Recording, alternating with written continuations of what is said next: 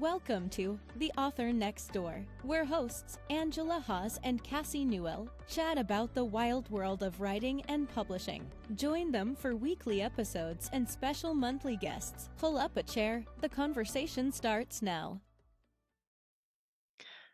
Welcome to episode 40. I'm Cassie Newell, and I'm here with my co-host Angela Haas.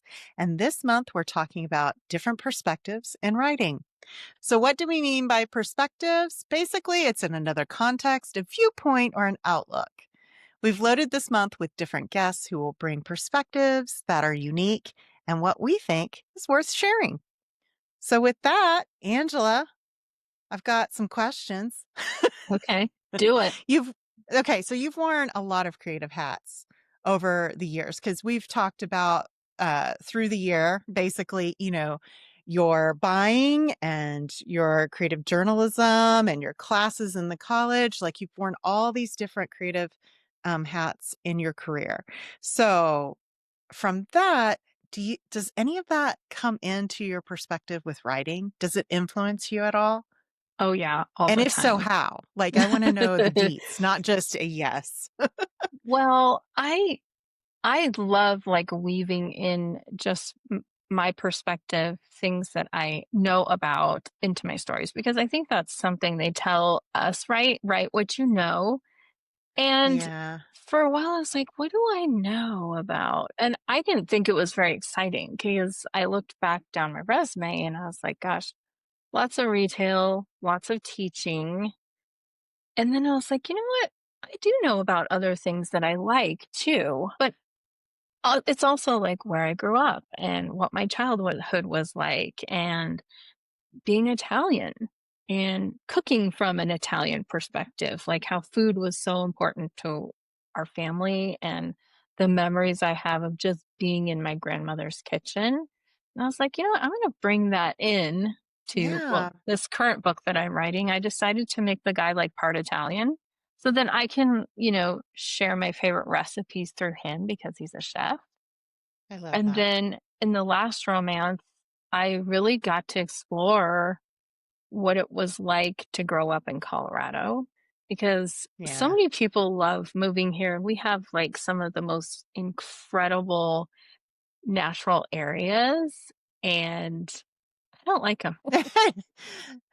I.e., your main female character, Yeah. who's a little, Yes. pushing off of that She's too. like Yeah. traumatized by going back into the wilderness because as a kid, I didn't like it.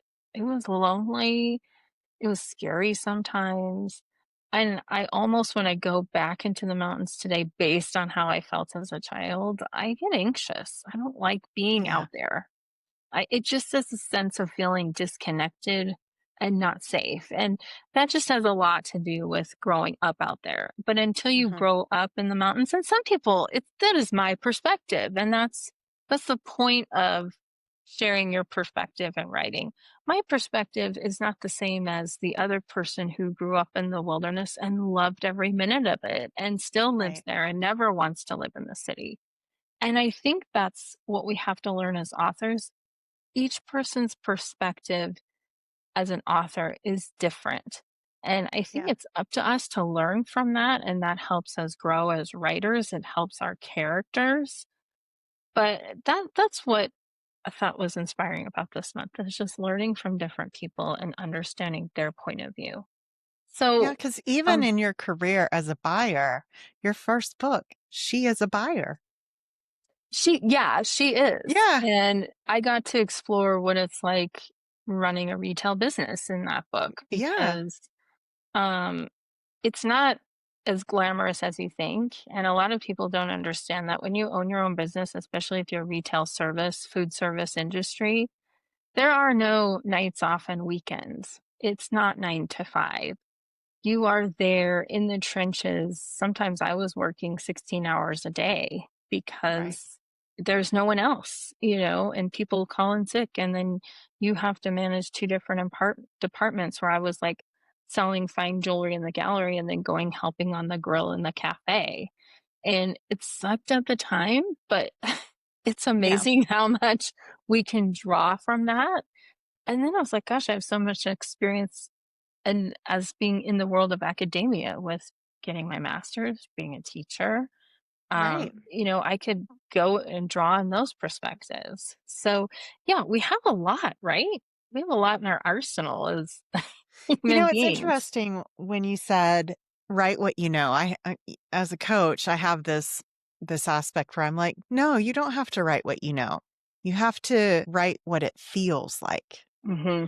Because I'm not an astronaut. I'm never going to be an astronaut, even from my second grade, dream that I would be at one point in my life. But I know how it feels to be excited, to be let down, to be Hmm. frustrated, to be angry and not be able to talk about it. Um, all those things. Like I love to distill moments down to emotions and what it feels like. Cause I feel like that every author has some empathic way of knowing exactly the motivations of things for their characters or what's driving them. So it's not always about the professions or that experience. I feel like a lot of that can be researched. I mean, look at historical romance. I'm always like, Oh, how do yeah. they know all this stuff? But like they research it, right? So I don't know. I'm kind of a little opposite. I like to write about things I don't know about, but at the same term, I'm writing Southern contemporary romance and I'm a Southern girl, in a Yes. Southern family. But I also am very cognizant that I don't want my Southern romance to be because I hate the extremism of hillbillies. Yeah. And I don't like Southern cliches of people thinking the Southern I'm writing is from like the 70s and 80s or even the 40s. I'm Hmm. just like, no, it's current, contemporary, modern Southern. Um, so I'm very cognizant of how I want that to be played out for Yeah. my books. So it's funny I say that, but at the same time, I'm still drawing from what I know, but it's also because I love it. I Yeah. love being Southern. Um, so But yeah. did you have a fascination with space and, space Oh, when I travel? was And younger, yeah, yes. Yeah, because I got like this whole packet. I wrote to NASA back in the days when people would, write write letters letters. from school. And I got this whole packet with all these photographs of astronauts that were signed and all these like mission notes. And I was like, this is awesome. And my mom's like, you're horrible at math. Mm. So, Isn't that terrible how it like you gets in kind of your head? realize, Yeah. as you get older, like that's maybe not for me, but it's so fun because in Huntsville, Alabama, Yeah. there's this NASA. Anyway, I used to go there all the time with the girls when they were younger, and we would tour it, and people would be there for space camp. And I don't know, I find that stuff fascinating. I always love sci-fi. I'm a Star Wars junkie. Um, and yeah, it's fun, but I've also wanted to be 100 other things in my Right. life Oh, too. yeah. So I mean, yeah, but I think that still influenced your perspective because you had such a passion for it. So in a yeah, way, yeah, that is something you know about because you were there and you were writing letters and you were involved, you were kind of interested and involved in, learning more about it, so yeah. that does become innately part of your I think perspective, it's just even though, curiosity more yeah, than the anything, though. Yeah, curiosity, absolutely. yeah, Yeah. And circling back to, you're writing from a place where you don't want to convey that there's Southern stereotypes because there is. And, yeah. y- I you mean, I know, lean into a few of them, but in a modern way. Like, I don't like the stereotypes that Southern is stupid, and yeah. that gets portrayed a lot, Oh, yeah. and I don't like it at all. So no, Oh, I mean, being Italian and seeing how Italian culture is represented in movies, we're either Goombas or mafiosos or and yeah. what I would always drive me crazy in TV and movies is someone who was not Italian that has this over exaggerated sing-songy Italian accent. And I was like, You I'm grew up in watching Jersey. You're like, really? like but I'm That's like, what I I want to don't say know to people. anyone in our family who talks like that. Like, you're like, Yeah, my my my mom's maiden half name is Italian. Nobody talks like that. my maiden name is Guido, Okay. okay? My family names the Virgolinis, the Aspettis. No one talked like that. I was like, where did they get this? I'd heard other different regional accents coming out of Italy, but the one thing my grandmother told my mother, and the reason why, because people are like, oh, you're Italian? Well, say something in Italian. And I'm like, I don't know Italian. I can read it, but Hmm. I can't speak it except for like some of the awful swear word phrases my grandfather taught me, but those aren't appropriate always. But it's like assuming that you're Italian, that you just speak Italian. And what my grandmother, they came over and everyone settled in Detroit. But her thing was like, you're going to assimilate. You're going to be like the people here. That's kind of sad that she felt like she just had to get rid of her culture to fit in. But that was the reality of the time. That's another perspective. People weren't just, they needed to learn English and speak English fluently and not have the Italian mannerisms as much when they were out and about. Now at home around the dinner table is something different, but Right. they really wanted to assimilate instead of stand out because that was the time that they came over and where they were. So that's why sharing our perspectives on those things, like you with the Southernisms that may be true and may not be true. I Yeah. think that's cool that we can weave that into our writing. So as you're writing, you're writing from a Southern small town. So what are the things that are like, this is the Southernism that is absolutely true and this is how it is versus something that's a misconception maybe of like a modern Southern woman? Hmm. I think that there's a misconception that we talk in code with Oh, a that's lot right. of Southern phrases, like back to back to back to back. That's Mhm. really a cliche. I mean, they come into play, certainly, at times, but they're not back to back to back phrases. Also, bless your heart is not always demeaning. It's also all in the delivery, which is going to be hard when you're reading the Yeah. written word of bless your heart, because it may be like her husband passed away. Oh, bless her heart. Versus she just took the last dress in a size 8 that was for me. Oh, bless her heart. Like it just depends on the tone at Right. which you're Depends on saying the it. situation. Yeah. So Totally right. it's interesting because people who aren't from here automatically think bless your heart is evil and like kind of FU, which it can be. Absolutely. But there's so many different ways of meaning. The other thing is that in the South, you're fairly humble. Like it's, and there's a lot of politeness and almost irredeemable politeness. Like people won't say things to be polite. You respect your elders. There's a certain type of mannerisms that you're grown up with. If you know people really well, you still use Miss and Mr. a lot. And Mhm. sometimes as you know somebody, you may be like Miss Angela, Right. Yeah. to my children versus just Angela. There's like an endearment phrase to all of it. So I don't know. I think the biggest misconceptions, like I said, are that we're hicks, we're small minded, we're not in touch. We don't have, you know, an idea of government or values. And I would say it's quite the opposite. The values are quite high and strong in a Southern community.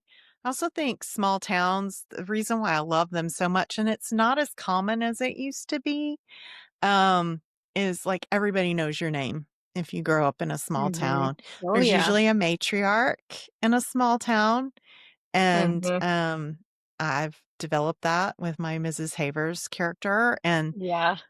the Southern belles, like, it depends on the small town, but as small towns grew, they became a little bit more affluent, and so you might have Right. a traditional Southern belle, but those kinda went away Mhm. like in the 80s and early 90s. Like you don't really have those debutante pieces anymore. Sure. It's really hard to keep those things alive without the elders and the community influencing that.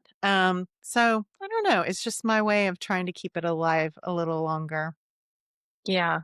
No, Yeah. I think that's great. Well, it just gives you a lot of inspiration, because Yeah, I'm having the funnest time because my town's completely fictional.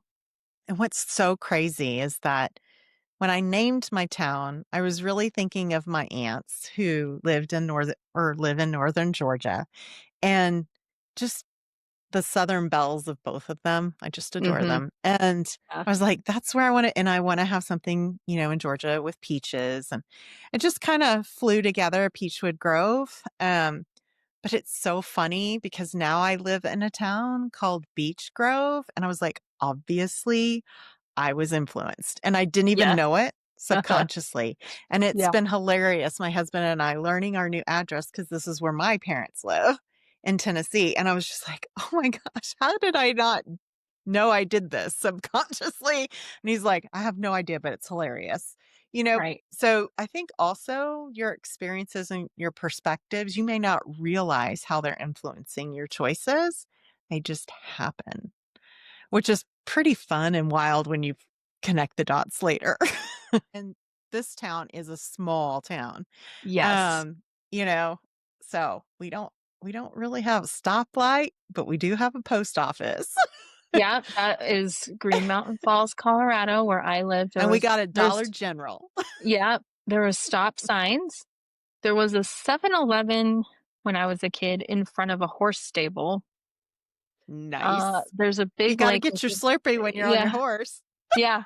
Um, so then there was a big gazebo around a stock lake where people could fish for trout.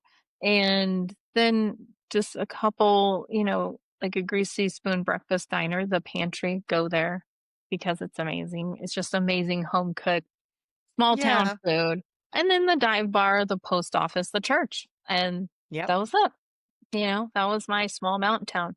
And that's what I think I tried to convey in my romance is everyone assumes that if you say Colorado and small town romance, then it's just all cowboys. And I'm like, there's a difference Yeah. between the mountain men of the West and a cowboy. Now, sometimes they do intersect, it's not that a cowboy in Colorado isn't also a hunter and a mountain man, but there's a certain mountain man culture here that has nothing to do with being a wrangler or a ranch hand. And that's what I'm like torn in this. That's my perspective as being around mountain men. And mountain men very much love to be off grid and nature and fish and Right. hike and chase teeners, the ultimate climb. They're rock climbers, they're ice climbers, they're ice fishermen. It's a different culture than a Yeah. cowboy. And that's what I wanted to emulate because that's my perspective growing up around those kind of people. But then I'm like, gosh, okay, now am I going into this marketing danger zone where I don't want to say it's a cowboy romance because I think there's expectations that you understand how a working ranch is. And even though mine takes place on a ranch, it's been a converted ranch that's a sanctuary for veterans, which is different. I also thinking about the other things I've been writing about too. I think also we have unique perspective as women. hmm And I know we've had this talk before, like, can a man write a really good romance? But I recently completed a From novel, Can a man write a romance from a woman's point of woman's view? point of view. Yeah. I mean, men Yeah, can write as the romance. main character. Yeah. Can they So write from a woman's point of view? Yeah. so I wrote a book recently that hasn't been released at this point. I'm shopping it. That is all about equality in the workforce. And I've certainly have a lot of experience in being passed over hmm um, in positions for male counterparts that have not had the same experience or background and things of that nature, which was really interesting for me to write because I also have had male and female bosses who didn't realize that they were being sexist. hmm And so that was really difficult to write, but I also felt like who better to write it? Right. I just was like, and in my current corporate industry, it's pretty female dominated. but as the worker bees. There are Um, very few executives at the top, and it drives me nuts. Drives me so batty nuts. Um, and I'm just like, but this senior vice president or whatever would be excellent as that role. Like, right. and they Yeah. just don't ever get there. Never. Hmm. It's rare in my industry. Anyway, I've just watched it in several industries, and I think too, as females, we have just experiences that are so drastically different than males in what we write and how our females respond, even in their different personalities. Yeah. Hmm. I'm just curious as to your thoughts on that, because I know we've had that discussion about men writing romance from a female point of view.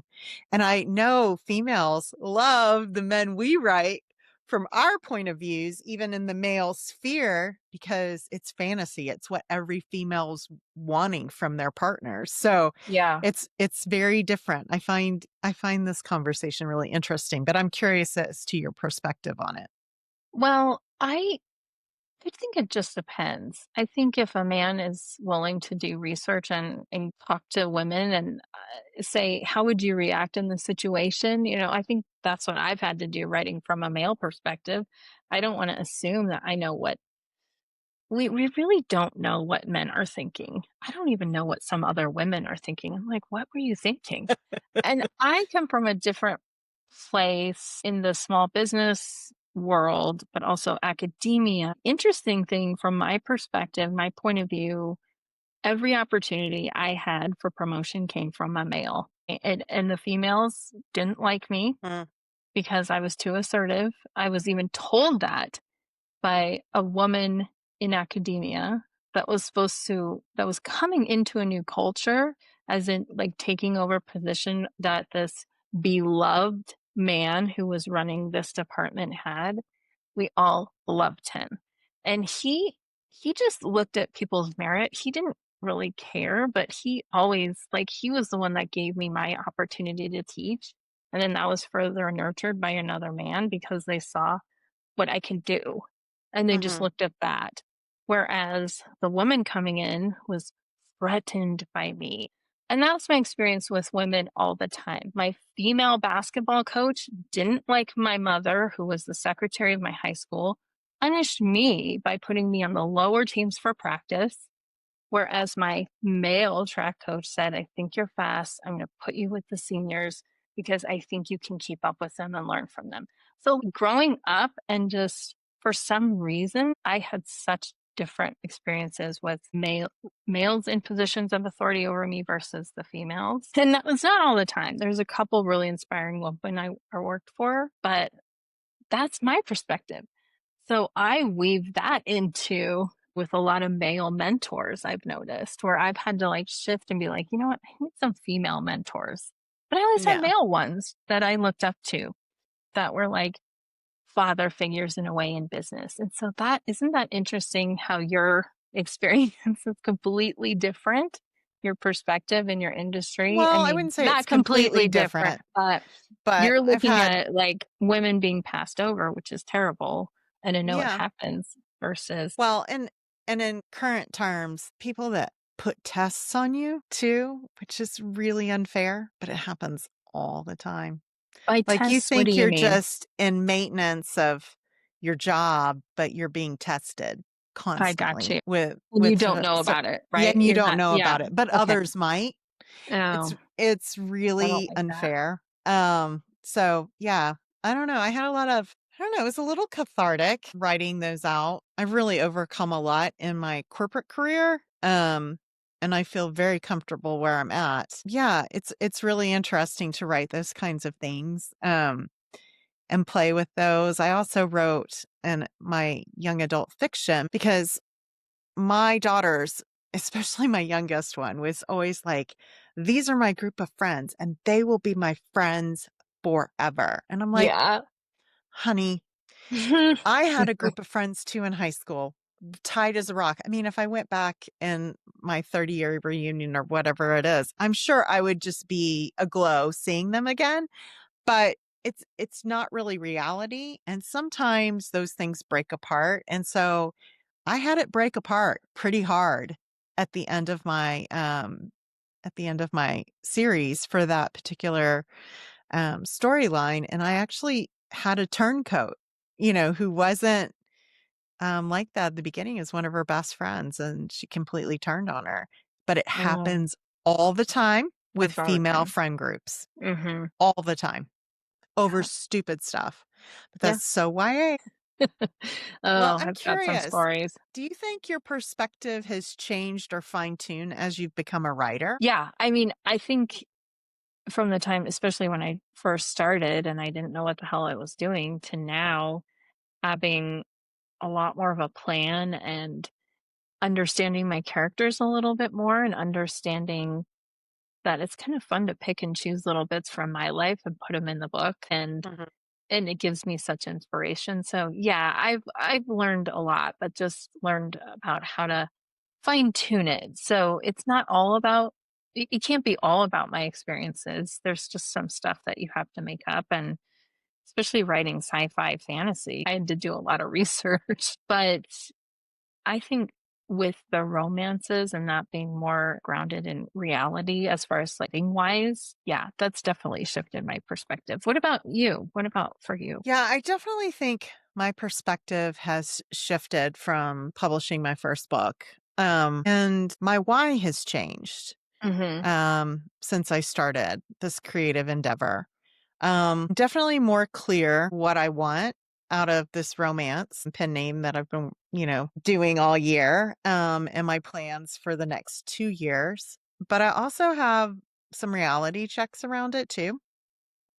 That at this point, I will make the decision if it's a hobby versus a career choice and what I'll lean into and what my business strategies are. So I'm very much more entrepreneurial in it than I was in the beginning. In the beginning, it was all the art and the creative journey.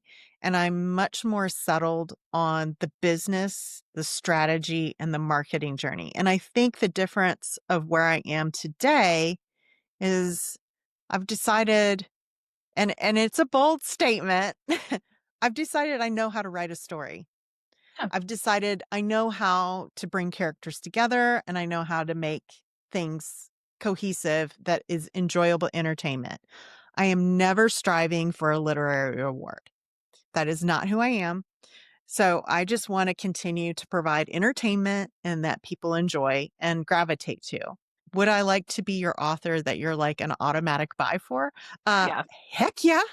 Yes. Um, You but at may the be for same someone already. I might be, which Maybe. would be You probably are. fabulous, and I try to cultivate that in my community, absolutely.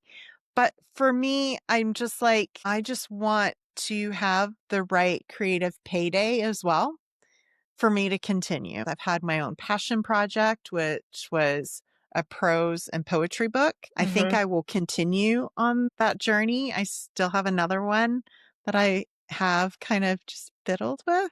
Yeah, that Um, person was amazing. It was so Oh, lovely. thank you. But it doesn't make money. Like, it's just, I mean, I don't Mhm. think it made the money that it took to print it yet. But Right.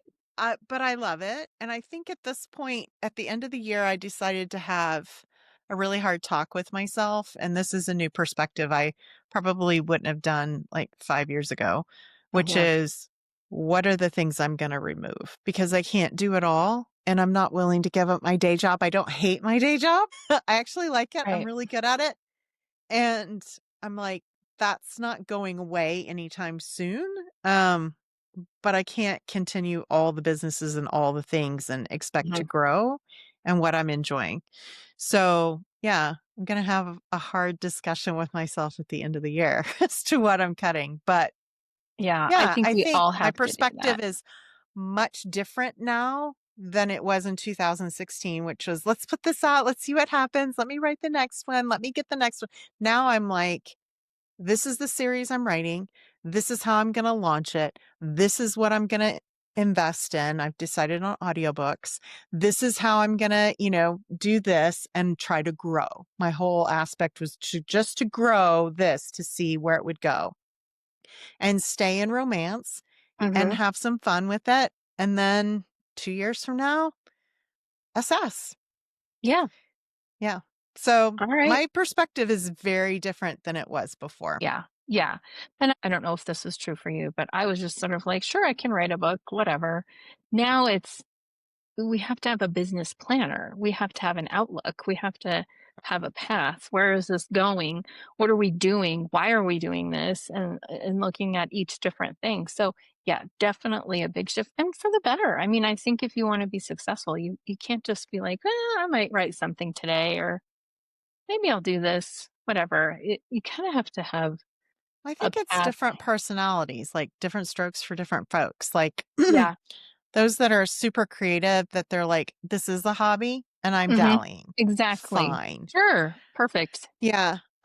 I want it to be part of a side gig, honestly. Would I love for it to take over my day job? Absolutely. Are you kidding me? To have Hmm. that full time? Yeah. But is that my main goal right now? No.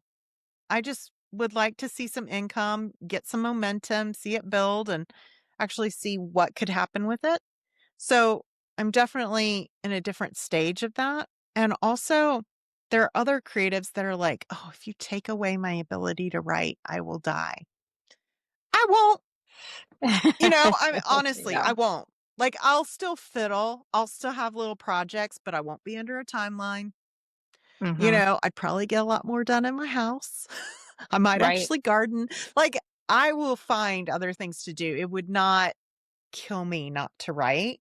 Hmm. It might be sad for a little while, but I tell you, life, there's just so much out there creatively to do. And Yeah. yeah, Totally. that's not me. But I also wasn't that kid writing big stories, and it was always my life path either. Yeah. So, although it's been a good chunk of my life, it's just not something that I go, oh, if I wasn't writing, I don't know what I would do. Yeah. That's not me. Yeah. I feel like I'm on the different, it was my dream since I was a kid. That and being a movie star. I would practice Oscar speeches in the mirror when the Oscars were on. But I had a, those printers, what were they? The bubble printers that would like, The dot matrix. yeah, Dunk, I dunk. I had a dot matrix and I printed on. I dream of being a writer and I stuck that in my room because that's what I was doing, from the time I was a Mhm. kid. Now the stories like never see the light of day because they're terrible, but I still was like dreaming of characters, other worlds.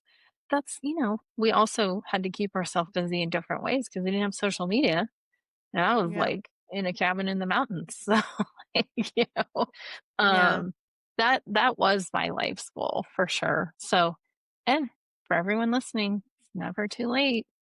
It's Gonna never too be, late. I'm gonna be 50 soon, and I'm just now getting things going. So, you can always dream away, and it will come true if you manifest it. So, anyway, I Yeah. think good discussion. I think Yeah. it's going to be an exciting month of different perspectives, different people sharing what they write from and how they organize their life and how they do things, and that's cool. So Yeah. What do you hope listeners will take away from this month and these conversations about perspective?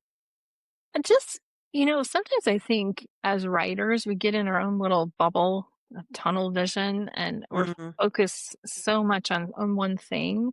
It's really good to open up yourself to other conversations and other people who you know, like last month when we were talking to Dan Wilcox and he writes horror, that's nothing I ever could do or think about or read, but I learned something yeah. hearing from his perspective. And so I hope with our guests and, you know, us sharing ours that someone might learn something and then be curious to seek out another perspective that's different from something they're doing. Or even pause and evaluate their own. Yeah, Like I just, exactly. told you about my story on the town name. Like, Mhm. maybe Yeah. make some evaluations and connecting the dots of how you're Yeah, writing a certain totally. character, Mhm. especially if it's painful. Yeah, Like, exactly. if you can't get through something with a character, what devices are you subconsciously putting in place? Mhm. Yeah. Yeah, totally. Yeah. We can learn a lot from other people and ourselves. So, yeah. Absolutely. All right. So I'm going to ask you really quickly as we wrap this up. Any personal updates? What are you reading, watching? What do you want to talk about that's been kind of new and exciting for you? I don't think I don't have the book in front of me. So I just bought I'm trying to consume Western romances just so Mm, I can get different perspectives on how different writers are doing it. And I think I just got the title is Cash, but now I forget who's the author is, and I'll have to put it in our show Layla notes. Sage? No, that's Oh, done and dusted. I have that one in the okay. arsenal, but Cash, and I can't. I'm so sorry. I'll look it up and figure out. I'll maybe put a picture of it there. I'm pointing to it. It's this book right There. here. There it is. Yeah, so I'm just trying to consume that stuff, and, I actually have a lot of fun interacting on Threads more than any other social media just because 'cause I've kind of figured it out finally how you get views, and one of my Mm, replies got 5,000 reviews, and so it's interesting to be a part of those conversations. The other thing about Threads is you don't get anywhere really by posting about you. It's really all in your replies to others. My followers mm. jumped by 20 by replying versus me posting about me. Someone went viral because she was talking about potato chips and she like 20,000 comments or something crazy and a spike in like followers. Then they were discovering she's an author and she had some book sales versus her actual posting her cover reveal. So anyway, Yeah. it's just the nuances of each platform that is so fascinating to me. But that's the Threads Beacon report. That's not a new thing. Yeah. What That's about funny. you? What's your update? So, my personal update, since this is October, is that my ARCs and ALCs will be coming out That's for my great. holiday romance, which launches November 7th, Holiday Hearts Unwrapped. And I'm super excited about this new series that's coming out. It's my holiday matchmaker series. And yeah, I'm really excited about it. It's interconnected, but really more standalones Sure. in how I organized it than Sweethearts. Okay. So I think it'll be interesting to see. And I had so much fun writing in the holiday because I was in this fear this summer. Oh, So I'm like, it's kind of fun to write holiday stuff when it's sweltering outside. yeah. And I've got like the fake Christmas music and pictures going from YouTube Oh, on the TV, like I love it. fireplaces and things. But yeah, I'm really excited about all of that launching and coming to fruition because this adds to the 4 books I have out. So, I'll have 7 done and out, and I'm like, "Wow, look at this go." So, I'm really excited about it, and the audiobooks are taking off. So, that's kind of my thing, and I'm getting through books that I got at Tennessee LitCon, so I'm really excited about those too because I got a number of small town books doing the same, Yay. just kind of devouring and learning and just seeing what others are doing, but it's really hard for me to read those when I'm writing. I tend to read in a different Mm, subgenre when I'm actively writing, just because I'm too fearful that something will just get in subconsciously that I won't realize is coming out. I'm really that's a excited. lot. Okay, well, we'll pop up a picture of Holiday Hearts Unwrapped so people can. Check it out. All right, table All right. topics. Oh boy. What what for dummies book have you read? Like, such and such for dummies, those books, those how-to books. Oh my Have you ever read gosh. I one of used those to books? read so many of them. Um, I read one on leadership. Leadership for Dummies. I love it. That's I fantastic. sure did. I've read like Project Managers for Dummies. I've read I think I did an Adobe one, like Oh, specific yeah. to Adobe Mhm. software back in the day. Those were So great many. books. What were your what did I still have mine. It was when I was single and living by myself, I had, like, the home repair for dummies Oh, with, that's like, the kind of an lady awesome with one. the the We Can Do It lady, comic book lady, Yeah. on it. And I was like, I need to know, since I'm by myself, like how to check the hot water heater, how to use a Turn on the drill, how pilot to, light yeah, if you're living do in a all that house. stuff. And it was really, Yeah. those books were really helpful. They need to Yeah. bring those back. Yeah. Yeah. Don't be knocking the For Dummy books. Nope. They're awesome. Hello. Yeah. If you know, you know. No. Okay. Yeah. Yeah. Absolutely. Well, thank you so much. I think this was a great kickoff.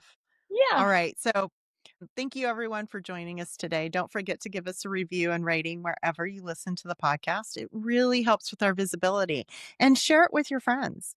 Get Uh, people involved. Let them come find us. Next week, we're talking with JP Reinfleisch. And until then, keep writing, keep doing. well, Bye. yeah. Thanks for joining today's episode of The Author Next Door. Be sure to like, follow, and tell us your thoughts of this week's episode. Angela and Cassie would love to hear from you.